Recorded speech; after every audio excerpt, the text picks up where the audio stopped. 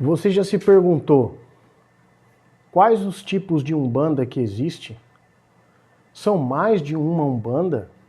Por que quando eu visito um terreiro, a gira é de um jeito e outro terreiro, a gira é de outro? Por que isso acontece? Fica nesse vídeo aí que eu vou explicar para vocês. Minha raiz é de luz, a raiz do Pai Tomás. Acredite quem quiser. Olá, um saravá fraterno a todos, paz e luz no coração. Hoje eu vou falar sobre os tipos de umbanda e quais as diferenças entre elas. Vou dar uma explicação do início até os tempos atuais e dizer por que tem tantas formas de se realizar o ritual de umbanda. A umbanda, ela é uma só, pasmem, mas ela é uma só. Ela foi criada aqui no Brasil pelo Caboclo das Sete Encruzilhadas e o seu médium Zélio Fernandino de Moraes. Então esse nome Umbanda, ele é originário da palavra Alabanda, a Umbanda e por fim Umbanda. Que isso fique claro de uma vez por todas. Se você nunca ouviu falar do Zélio Fernandino de Moraes e do Caboclo das Sete Encruzilhadas, pesquisa. Existem várias obras que falam, que relatam sobre isso. Mas eu vou fazer aqui um resumo. O Caboclo das Sete Encruzilhadas, ele baixou pela primeira vez num ritual espírita e, por isso, em mesa branca, nas famosas mesas brancas. E lá ele deu certas coordenadas de como seria o rito. Então, quando o rito aconteceu na casa do Zélio, do seu aparelho, ele disse: todos de branco, pés descalço, pode usar um sapato de pano ou descalço, nenhuma vestimenta diferente, apenas a roupa branca, completamente branca.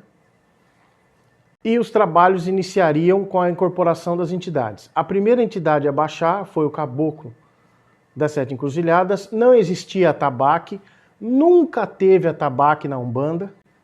Eram apenas entonados e rezados e cantados os pontos pelos médiuns. Nessa época nem se existia ponto, mas depois o pai Antônio, que foi o primeiro preto velho a baixar na Umbanda, começou a ensinar certos pontos cantados, mas nunca teve palmas, nunca teve toque de atabaque. Então, voltando, o Zélio baixou, aliás, o Caboclo das Sete Encruzilhadas baixou, trabalhou atendendo as pessoas, certo? E depois foi embora. Em seguida veio o pai Antônio, o preto velho, e pediu o primeiro material de ferramenta de trabalho, que seria o cachimbo. Ele pediu um cachimbo. Então, o cachimbo e o charuto sempre existiram na Umbanda, ok? Mas não pediu marafo, não pediu cachaça, não. Ele pediu cachimbo. Não foi dado, obviamente, porque ninguém sabia. No próximo rito, sim, foi dado. E convidaram ele, o preto velho, a se sentar na mesa, ou seja, na mesa branca. Ele disse que não. O lugar de preto velho era no toco. Então, toco ou banquinho. Ele não se sentava à cadeira. Então, olha só as ferramentas que a entidade já pediu. Cachimbo, o toco ou banquinho. Isso é a Umbanda, a primeira Umbanda. Era assim.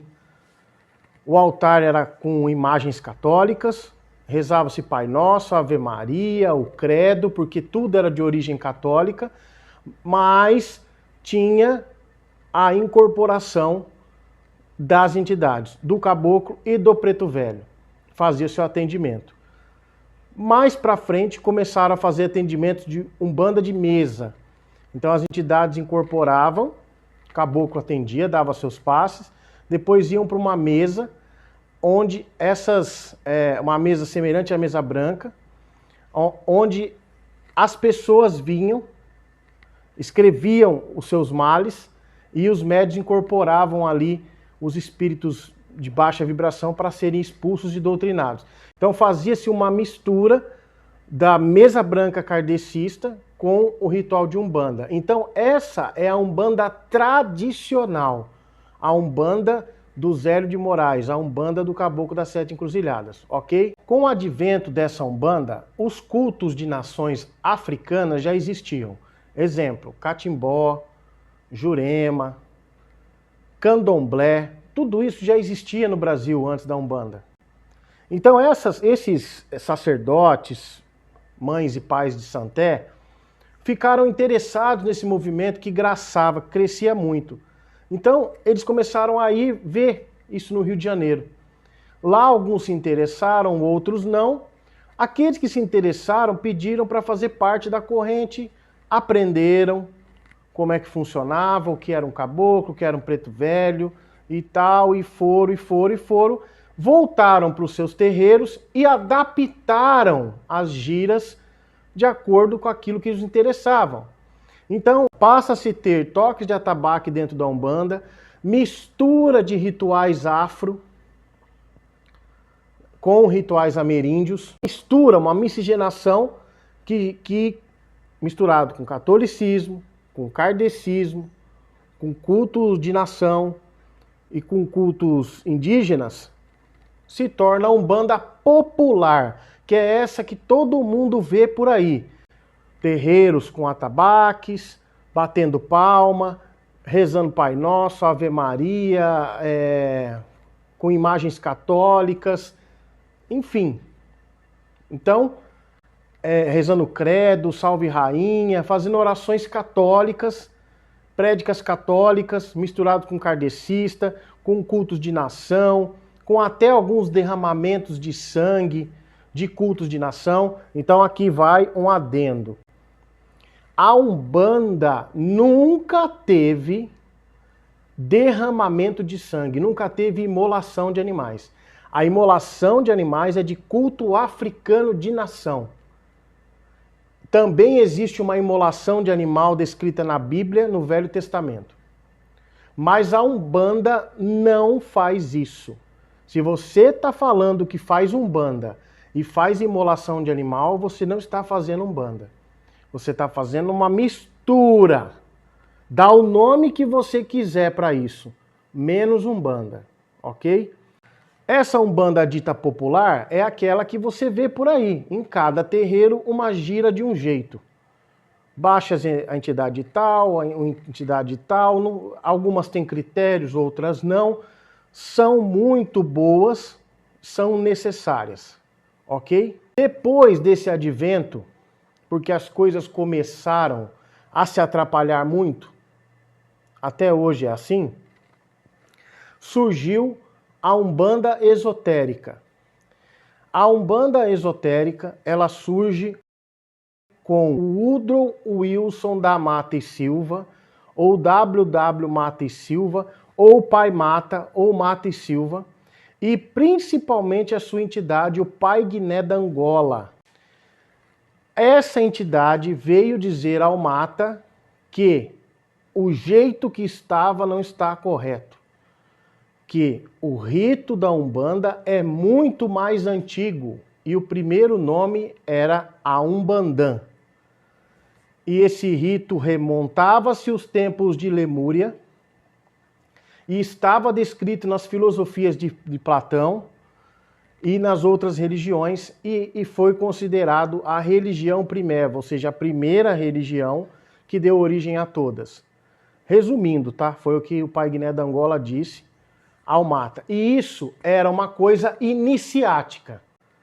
Iniciática hermética, ou seja, fechada, esotérica. Por isso que leva-se o nome de Umbanda esotérica. Ela não é conhecida pela massa. ela é restringida, ela é fechada, ela é esotérica, ela é para algumas pessoas e para outras não. Vamos fazer um exemplo de uma pirâmide. Umbanda começa pela Umbanda popular, Umbanda tradicional e por fim Umbanda esotérica. Então você entra no colégio, vai para o 2º grau e passa para a faculdade. Basicamente é isso. Ainda falando de Umbanda esotérica, o ritual de Umbanda esotérica da Raiz de Guiné, eu não conheço muito, mas eu já participei. Não tem toque de atabaque. Se você está fazendo a Raiz de Guiné e está com atabaque, você não está fazendo a Raiz de Guiné. Você está fazendo qualquer coisa, menos a Raiz de Guiné. Então veja só, naquele momento a Umbanda estava muito estranha. Você não sabia se tinha ou se não tinha atabaque, se tinha marinheiro, se tinha boiadeiro, se tinha cigano, quem são as entidades, porque aquilo que o Zélio tinha falado já tinha se perdido na multidão. Então essa Umbanda esotérica serviu para dar mais uma separada nesse joio do trigo e falar, não, vamos para cá, as entidades vão voltar a trabalhar. Caboclo, preto velho, criança, que são os ioris, não é iori, tá? Se você fala iori, você fala errado, é iori. Os ioris e o Exu. Veja, na Umbanda do Zélio, falo do Zélio, mas foi o caboclo das 7 encruzilhadas, não tinha Exu. Vou falar pelo nome dos baluartes para facilitar, tá? Na Umbanda do Zélio não tinha Exu. Na Umbanda popular tem Exu. Na Umbanda esotérica tem Exu, tá? Então, vamos lá. Culto de Umbanda esotérica. Tira-se o atabaque da popular, tira-se as vestimentas, cocares, penachos, fantasias, saia, tudo aquilo. Volta à simplicidade, pé na areia,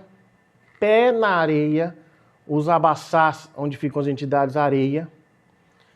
Tira-se as imagens de santo, deixa uma imagem do rosto de Jesus só. Tá ótimo para eles. Começa a se trabalhar de uma forma mais esotérica, lançar obras, compêndios, livros e cursos sobre as coisas herméticas e esotéricas. Simples. Isso é a Umbanda esotérica, vamos dizer assim, resumidamente. O Mata dizia que a Umbanda é como se fosse uma moeda. De um lado você tem a cara, atrás você tem a coroa. A cara é aquilo que você vê, todo mundo vê. Ou seja, a Umbanda popular. E a coroa é aquilo que é ensinado esotericamente. Por isso, Umbanda iniciática, que ele nomeou, e por fim ficou Umbanda esotérica. Ok? O último que nós consideramos baluartes é o Roger Ferrodi, né, que também falava de uma Umbanda esotérica, porém ele explicou de um culto anterior ao Umbandã. Ele falou do Aum-Pirã ou Aum-Pran, que era a filosofia anterior ao culto. Ele dizia que antes do Umbandã existia uma filosofia, uma arte que era explicada nas academias do Verbos pelos grandes magos brancos. Isso em Atlântida, isso começa em Lemúria, vai para Atlântida. E isso se perde porque todo mundo sabe que essas ilhas afundaram, então todo mundo fez uma migração, né, vamos dizer assim, e cada um ficou com um pedaço desse conhecimento. A primeira religião a ser criada foi o Umbandã, ele confirma isso, que seria a protossíntese religio-científica, que veio dar origem à Umbanda no Brasil com o Caboclo das 7 Encruzilhadas, pois o mesmo era discípulo lá. Resumido, ele colocou algumas coisas que o Mata não tinha colocado, mas manteve a essência da Umbanda esotérica. Mas nós temos raiz própria, a raiz do Pai Tomás. Mas a raiz do Pai Tomás fala do Umbandã, desse que eu acabei de citar agora, e do Aum-Pirã. O nosso ritual já tira completamente as imagens, não tem nem a imagem de Jesus Cristo. O abaçá, ele pode ser de piso, de areia, de grama, não tem uma... O nosso atualmente é de areia. pontos riscados, leis de Pemba, não tem atabaque, não tem palma, não tem matança de animal, não baixa o baiano, o boiadeiro, o marinheiro, o cigano, não baixa. É caboclo, preto velho e uma gira de Exu. Difícil vir a linha de Iori das crianças, mas quando vem é diferente do que vocês veem por aí de criancinhas que não tem nada. Mas isso eu posso explicar num vídeo específico. Então, se você, resumindo, está visitando alguns terreiros e falando, poxa vida, eu fui lá no terreiro do pai tal e a gira começa de um jeito. Mas eu fui no terreiro do outro e a gira começa de outro jeito. Por que é assim?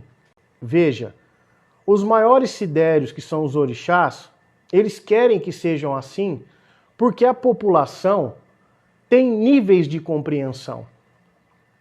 Você não pode pegar uma pessoa que nasceu ontem e querer explicar certas coisas para ela. Então, quando você começa a conhecer a religião, você começa a ter níveis de compreensão. É óbvio que o ideal é que você vá num ritual de Umbanda popular primeiro, vê se aquilo te interessa, vá atrás do rito da Umbanda tradicional do Zélio, vê se te interessa e por fim você vá numa Umbanda esotérica, vê se te interessa. É interessante isso, porque às vezes o seu espírito, o seu eu interior não está preparado para aquele ritual. Não é que uma é melhor do que a outra. Se está fazendo a caridade em nome do grande Pai, Tupã, Zambi, Jesus Cristo, Oxalá, como vocês queiram chamar, se está fazendo a caridade, está bem, cara, está bom. Não somos nós que vamos falar, não, sai daí e vem para cá. Não, é a sua evolução, é o seu espírito, é o seu eu que vai dizer se aquilo tá bom para você ou não. Se você está num lugar que faz práticas ritualísticas erradas e se sente bem, tem alguma coisa errada com você, amigo. Não é lá, é você que está errado. Porque lá é assim e acabou. Não pense que você vai entrar num lugar e mudar aquele lugar. Ninguém vai fazer isso. Você vai entrar num lugar e seguir as regras. Aí você começa a estudar, começa a crescer, começa a ficar adulto, evoluir espiritualmente e ver que certas práticas de rituais não te interessam. Que é necessário que você vá pesquisar coisas a mais. É aí que vai entrando até chegar na Umbanda esotérica. Tá certo? Então é por isso que existem as diferentes umbandas, vamos dizer assim, por aí. Porque é necessário e é preciso que ainda exista pelo grau de conhecimento e de desenvolvimento das pessoas. Se vocês tiverem alguma dúvida, nos mande um e-mail aí, na descrição do vídeo tem o endereço de e-mail e, mediante o possível, nós vamos respondendo aí para vocês. Para o ano que vem, tem novidades aqui no canal. Vamos dizer assim que nós vamos nos aproximar mais de vocês de uma forma, eu não vou falar o que é ainda, porque se não der certo, eu fico com cara de trouxa, mas deixa acontecer, tá? Então, eu espero que vocês tenham entendido a minha explicação. Se inscrevam no canal, deem seu like, compartilhem aí para alguém que vocês acham que mereça entender isso daí, se vocês estão gostando do conteúdo. Dá uma olhada lá nos nossos e-books, que lá tem muitas explicações sobre isso que eu disse aqui para vocês, tá certo? Um saravá fraterno a todos, paz e luz no coração, um Feliz Natal e um próspero Ano Novo.